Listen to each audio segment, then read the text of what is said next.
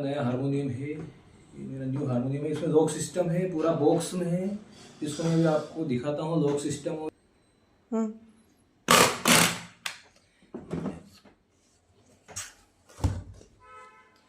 ये इस तरह से ओपन होगा। यहाँ पर भी लॉक दिया हुआ है, पेटी सिस्टम है पूरा। इसमें पैक हो जाता है, तो इसमें क्या है कि धूल मिट्टी की या फिर अदर ऐसे डैमेज होने का प्रॉब्लम नहीं होता है।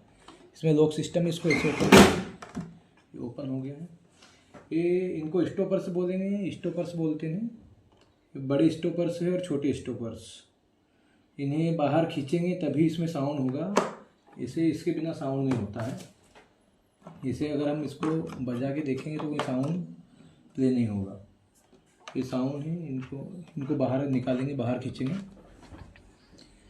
उसके बाद में एक कीज़ है, इसमें 42 कीज़ का है। 42 कीज़ का की अपना हारमोनियम है। आगे धोकनी दी हुई है, ये धोकनी को प्रेस करने पे ही इसमें साउंड होगा। धोकनी इसको बिलोज बोलते हैं। ठीक है, एक बार मैं आपको प्ले करके दिखाता हूँ। बिलोज को धीरे धीरे ही प्रेस करेंगे, नहीं तो इसमें क्या है कि ये ज़्यादा प्रेशराइज होने से फट भी जाता है। ये पूरा चमड़े का और इसका बना हुआ है, तो इसको धीरे धीरे प्रेस करेंगे।